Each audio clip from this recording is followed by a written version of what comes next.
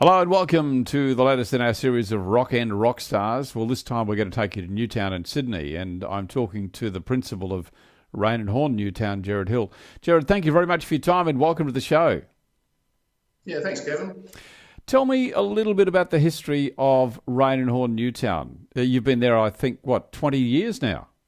Yeah, so Rockend Rockstars Newtown, I bought in here in 1999, so in July, so I've literally just ticked over 20 years. We had 6 people on staff. We managed about 280 properties. Today there's about 27 of us here, and we manage about 1,700 properties. That's wonderful growth in that period of time. Is there anything, I guess it'd be fair to say after 20 years you now probably know how to run a business, and you're obviously running it very successfully. And I don't mean that flippantly, because I think as well as learning what you should do, it's also important to learn what you shouldn't do. Tell me, those 20 years, Gerard, is there anything that stood out to give you that kind of growth? Yeah, look, it's about employing the right staff, getting the right mix of team. So I've got a couple of really long-term staff here. I've got Bruna, who's been with me for 17 years, Lydia over 10, Nicole worked for me in the early 2000s, went to England for 7 years, came back. So she's ticked over 10 years. Matthew's 10 years. Lee's one of the new guys, the senior property manager, 5 years. Got a great BDM who's been with me for 5 years. He's nearly coming up to 6. So it's about building the right team and getting the mix of that right. So that's been a great help. We've done a couple of acquisitions during that time as well, but it's fair to say that probably a lot of those acquisitions would have churned over the last sort of 10 years. So our BDM Adam, he brings on anywhere between 150 and 200 a year. We've got a couple of big government contracts that we've gone out to tender for, and that's put a fair chunk of rent roll on it for us. So they're good clients to have. They're very easy to work with. So those sort of things, so having the right people and looking for opportunities, really.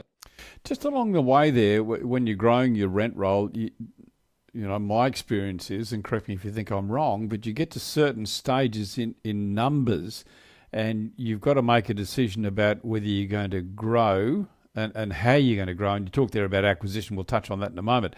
What are the stages that you've found? At what point did you reach in terms of numbers where you had to say, well, I need to now almost put my rent roll into loss to help it grow by putting on more people? Were there any stages like that for you?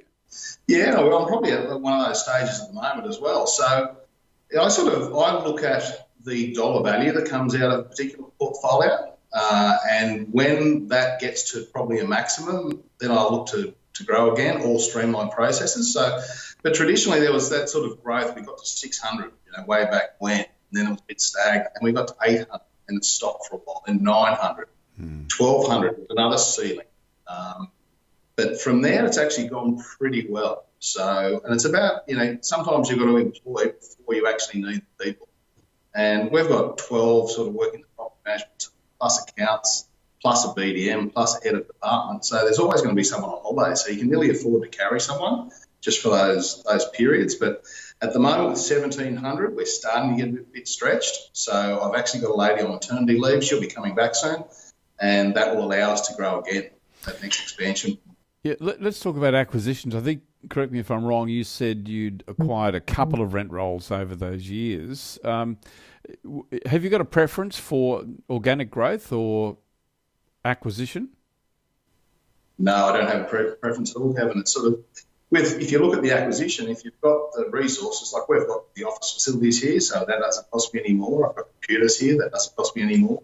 Telephone systems. So if it's profitable, then I'm happy to look at it. And, we're probably driving maybe 35% profit out of our rent roll. So if I can see a rent roll, I can acquire it, cost me 5% to borrow the money to acquire it, well, there's still profit. So that allows the business to grow in other areas. Yeah, makes a lot of sense. Tell me a little bit about Newtown now in terms of your competition. Do you have much competition on fee? Yeah, look, there is competition on fee, and we've got some really good agents here and good long-term established agents.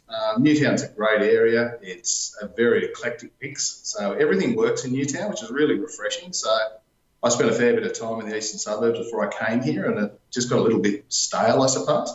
So Newtown's a really nice mix of people. So in competitive wise, sure, there's other competitors out there that offer cheaper fees, but we're not really in that business, I don't think. So, real estate's a person-to-person business. If I've got people that are highly experienced, highly trained, then we'll come out in front a lot of the times. And we've just picked up the Real Estate Business Award for the best property management team in Australia for the second year in a row.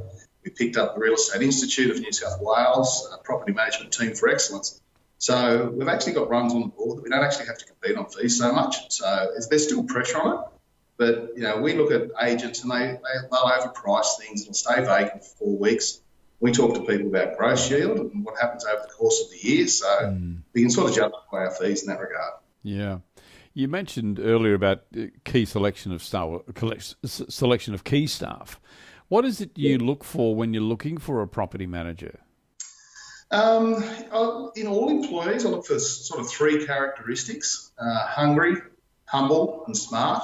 So with property managers, I'm sort of looking for that as well, and they've got to be empathetic. So if you understand that when people come to deal with real estate agents and property management space, you're a landlord that's got a mortgage, and so they're pretty keen on having a tenant put in there. So that's a bit of a stressful situation for them. So you've got to understand that.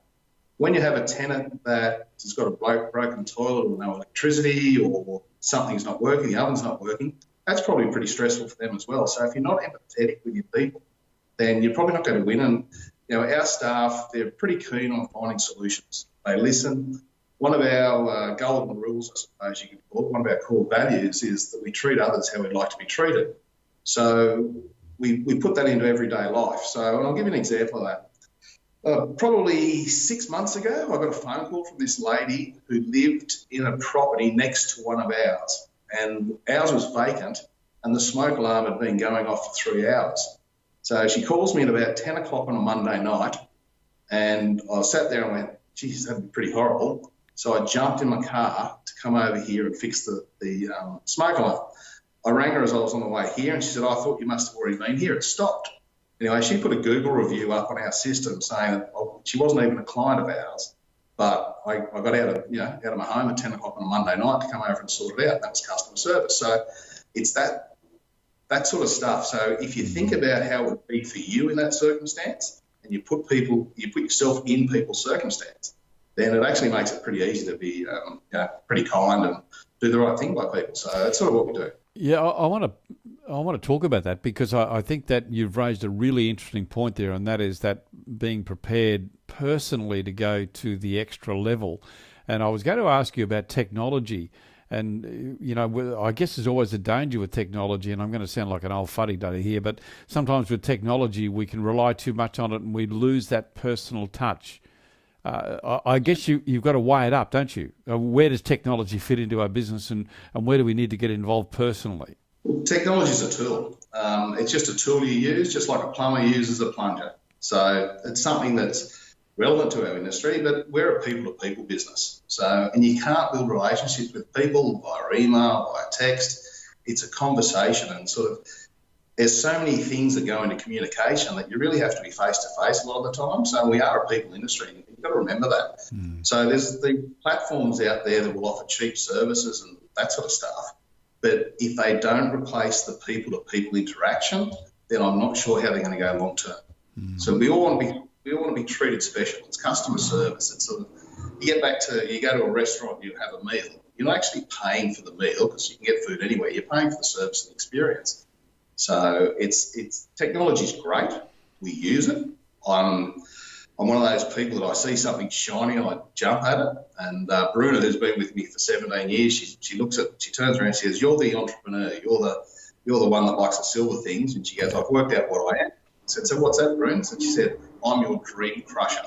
So that's her just saying that, hey, that's a great idea, but it's not going to work. Or, hey, that's a great idea, let's run with it. So technology is a tool.